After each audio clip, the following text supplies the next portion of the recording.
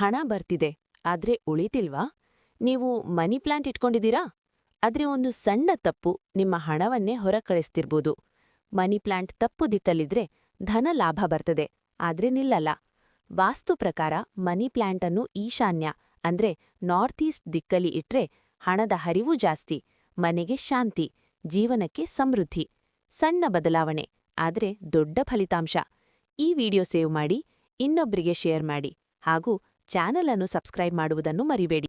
ಹಣ ಬರ್ತಿದೆ, ಆದ್ರೆ ಉಳಿತಿಲ್ವಾ? ನೀವು ಮನಿ ಪ್ಲಾಂಟ್ ಇಟ್ಕೊಂಡಿದ್ದೀರಾ?